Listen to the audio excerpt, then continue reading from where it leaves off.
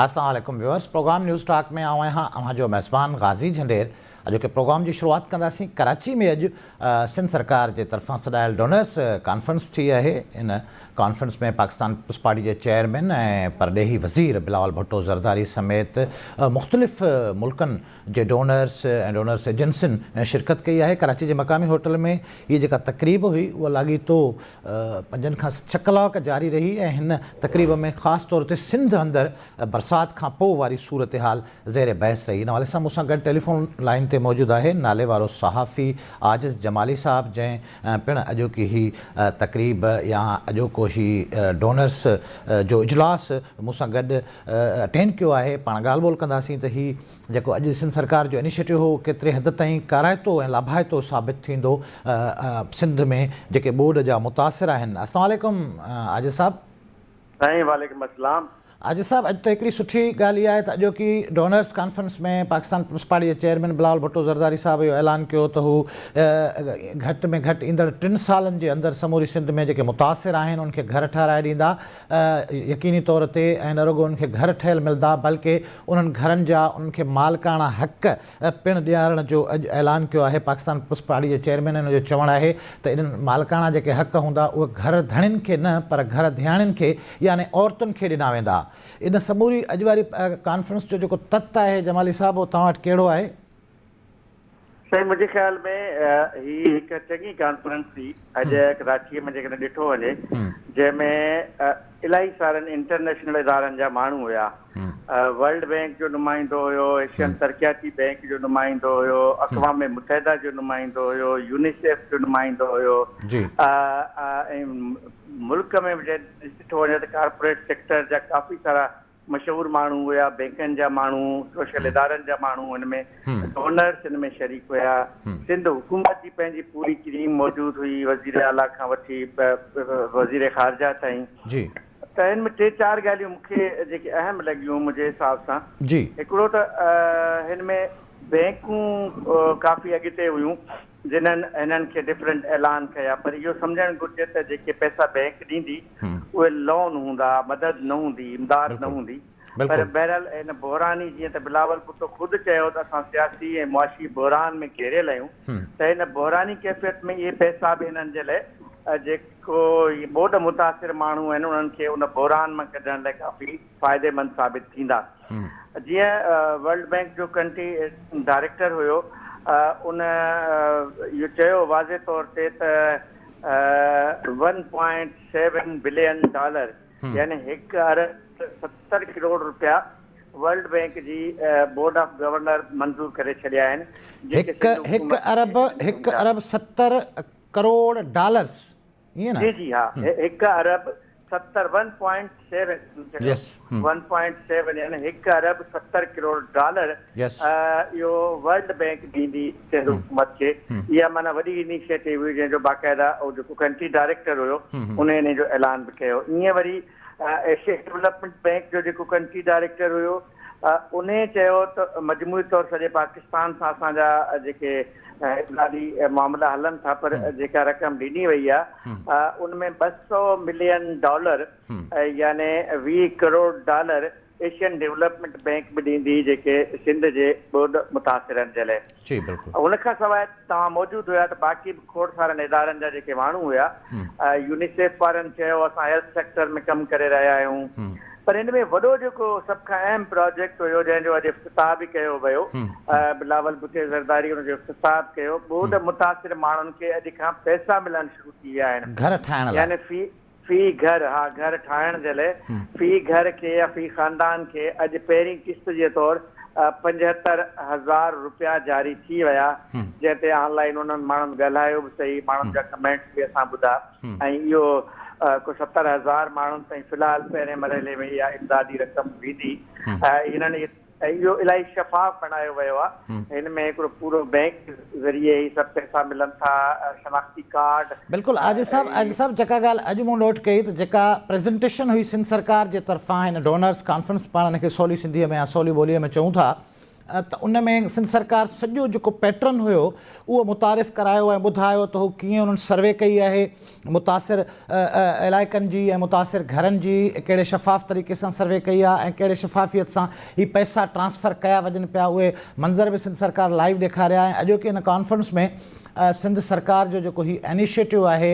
बरसाति मुतासिरनि जी बहाली जे हवाले सां उनखे मुख़्तलिफ़ डोनर एजेंसियुनि जे माण्हुनि नुमाइंदनि सारायो बि सही त महीनो पहिरियां जिनेवा में कॉन्फ्रेंस थी जेके ॻाल्हियूं हुते तय थियूं अॼु सिंध सरकार हिकिड़े महीने जे अंदरि बाज़ाब्ता कमु शुरू कयो आहे घरनि खे ठाहिण वारो जेको अमल आहे इहो पॉज़िटिव रहियो यकीनी तौर ते वॾो इशू हुयो त हिते क्रेडिबिलिटी जो इशू हुयो त जेके इंटरनेशनल डोनर्स आहिनि उहे पहिरियां ट्रस्ट न पिया करनि ऐं हाणे इहो जेको वैक्यूम हुयो ख़तमु थी वियो आहे आजिज़ साहब जी हा हिन में ॿ ॻाल्हियूं तव्हांजे हिन ॻाल्हियुनि जे तनाज़ुर में चवंदो हलां हिकिड़ो इहो त बिलावल भुट्टे बि चयो सभिनी चयो तक़रीबन 20 लख खां वधीक घर ठहंदा यानी 20 लख खां वधीक माण्हुनि खे जिन्हनि जा मुकमिल ख़तम आहिनि या मरमत जे लाइक़ु आहिनि लेकिन 20 लख घर तमीर थींदा जंहिंजे बिलावल भुट्टे इहो चयो त थोरो वक़्तु लॻंदो 2 खां 3 साल पर इहे 20 लख घर असां तामीर कराए वेंदासीं ऐं इहा वॾी ॻाल्हि आहे मुंहिंजो ख़्यालु आहे इन जो इहो इनिशिएटिव हुयो जेको किस्त जे तौरु पैसा ॾिना विया जंहिं ते आलमी इदारनि जो बि कुझु एतमाद बहाल थियो हूंदो इहो सभु कुझु ॾिसी करे जंहिंजे करे इहो सभु लाइव ॾेखारियो वियो ऐं सभु सिंध जे 7 ज़िलनि जे माण्हुनि खे शो कयो वियो त उन्हनि खे पैसा मिलनि पिया माण्हुनि ॿुधायो हिन में ॿी उन खां बि अहम ॻाल्हि इहा हुई त जेको चीफ सेक्रेटरी सिंध जेका ब्रीफिंग ॾिनी या सिंध जे जेके मुख़्तलिफ़ सेक्रेटरी आहिनि बि ब्रीफिंग ॾिनियूं जंहिंमें ख़ासि पीपल्स हाउसिंग स्कीम जो जेको सेक्रेटरी या CEO हुयो या सेक्रेटरी SNG आहे ख़ालिद शेख चीफ सेक्रेटरी जेको मकानी इदारनि जो सेक्रेटरी हुयो नजम शाह इहे जेके 4-5 या हू नकवी साहब हुयो जेको हिन जो प्लानिंग बोर्ड जो बिल्कुलु त ही जेके ब्रीफिंग्स हुयूं इन में बि असांखे इहा उमेद नज़र आई पई त सिंध हुकूमत पंहिंजे हिननि रिपोर्टनि में इहो शो कयो आहे त उन्हनि हिन हफ़्ते में कमु कयो आहे ऐं डेटा बि गॾु कयो आहे मुख़्तलिफ़ इदारनि खे जोड़े करे माण्हुनि खे पैसा ॾियण बि शुरू कया आहिनि पर हुन में अहम ॻाल्हि जेका ॿुधाई वई त स्कूल मुतासिर आहिनि सिहत मर्कज़ मुतासिर आहिनि ज़िंदगी जे सभिनी शोबनि जा जेके माण्हू आहिनि उहे मुतासिर आहिनि उन में वक़्तु बहरहाल लॻंदो जेको बिलावल बल्कि आजिज़ साहब अॼु त चेयरमैन साहब इहो चयो त मीडिया खां इहे शयूं मीडिया जी हेडलाइंस मां ओझल थी वियूं आहिनि ऐं इलाही सारो मुल्क जो या दुनिया जो रुझान ॿिए पासे हलियो वियो आहे पर जेके माण्हू ॿोॾि मुतासिर आहिनि उहे अॼु बि इंतिहाई तकलीफ़ में आहिनि बेघर आहिनि उन सां मुआशी इशूज़ आहिनि उन वटि तालीम जूं ऐं हेल्थ जूं सहूलियतूं न हुजण बराबरि आहिनि आजिज़ साहब हिकिड़े पासे ही इनिशिएटिव आहे जेको सिंध सरकार जे तरफ़ां आहे जेको ज़बरदस्त हुयो हिकु होटल में हिन कॉन्फ्रेंस में पाण सभिनी इहो महसूसु कयोसीं त शानदार क़िस्म जी सिंध सरकार जी परफॉर्मेंस आहे ऐं हुकूमत पीपल्स पार्टी संजीदा आहे सिंध जे माण्हुनि जी बहालीअ में बरसाति मुतासिरनि जो ऊनो आहे बिलावल भुट्टो ज़रदारी साहब खे जंहिंजो हुन बार बार ज़िक्र बि कयो पर वक़्तु महदूद आहे आजिज़ साहब छाकाणि अॼु वरी साॻे टाइम ते जॾहिं ही कराची में कॉन्फ्रेंस हली रही तॾहिं सखर हाई कोर्ट में जस्टिस सलाहुद्दीन पंवर साहब जी बेंच इन ई इशूअ ते सखर हाई कोर्ट में हिकु पटिशन खे ॾिसी रही हुन में जेके रिमार्क्स आया आहिनि जस्टिस साहब जा मां तव्हांखे पढ़ी ॿुधायां पोइ चाहींदुसि त हुन ते बि थोरो तव्हांजा कमेंट्स वठां जस्टिस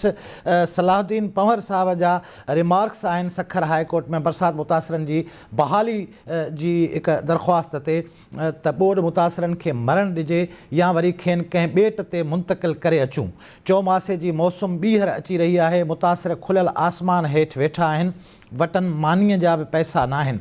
दुनिया मां डॉलर अचणु शुरू थी विया आहिनि ॿुधायो त मनसूबा किथे आहिनि जस्टिस सलाहुद्दीन पंवर साहब अॼु पंहिंजे रिमार्क्स में इहो बि चयो आहे त बरसाति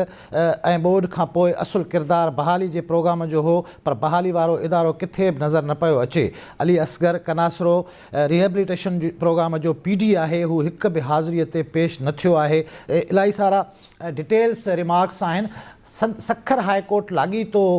बहाली जे हवाले सां हिकु पटिशन ते अदम एतमाद जो इज़हार करे रही आहे फील्ड में जेके मामला आहिनि उते तवजो ॾियण जी ज़रूरत आहे सिंध सरकार खे आज सभु हाणे जेको अदालती रिमार्क्स आहिनि उन ते तबसरो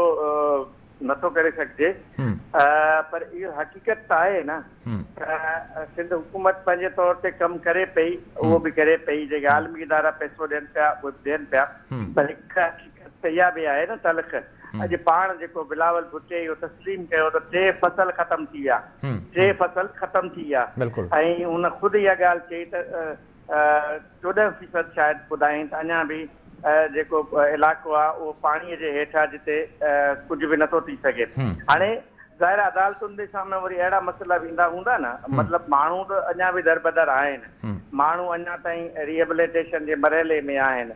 माण्हुनि जा घर त ॾिठा ई सही पर माण्हुनि खे ख़ासि तौर ते ग़रीब माण्हू आहिनि उते खाद खुराक जो मसइलो अॼु बि आहे हाणे ही ॿई तल्ख़ हक़ीक़तूं आहिनि हिकु तरफ़ सिंध हुकूमत पंहिंजो कमु करे पई बहालीअ जो कमु करे पई ॿिए तरफ़ इहो बि हिकु तल्ख़ हक़ीक़त आहे त माण्हू अॼु बि दरबदर आहिनि जंहिंजो एतिराफ़ पाण सरकार बि करे पई अॼु पीपल्स पार्टी जे चेयरमैन बिलावल भुट्टो ज़रदारी साहब बि हिन ॻाल्हि जो एतिराफ़ कयो आहे त माण्हू इंतिहाई तकलीफ़ में आहिनि अॼु सभु वक़्तु सेगमेंट जो महदूद आहे तव्हांजी तमामु वॾी महिरबानी तव्हां वक़्तु ॾिनो वियो आजिज़ जमाली साहब सीनियर सहाफ़ी आहे उन खां पाण तजियो वरितोसीं आजिज़ साहब जी ऐं इन राय सां सहमत आहियां त सिंध सरकार बहाली वारे अमल में बहरहाल हिकु हद ताईं संजीदा आहे अॼु जेको ही सिंध सरकार सिंध जे मुख़्तलिफ़ 8 ॿोॾ या बरसाति मुतासिर ज़िलनि में फंड जारी कया आहिनि जिन में हैदराबाद छठो उमरकोट टंडो अलियार शहीद बेनज़ीराबाद दादू लाड़काणो ऐं सखर शामिल आहिनि पहिरीं किस्त घरनि जी बहाली जे लाइ जारी कई वई आहे इन समेत खोड़ सारियूं ॻाल्हियूं आहिनि पर वक़्तु थिए पियो ब्रेक जो ब्रेक खां पोइ पाण वापसि ईंदासीं प्रोग्राम जो सिलसिलो जारी रखंदासीं।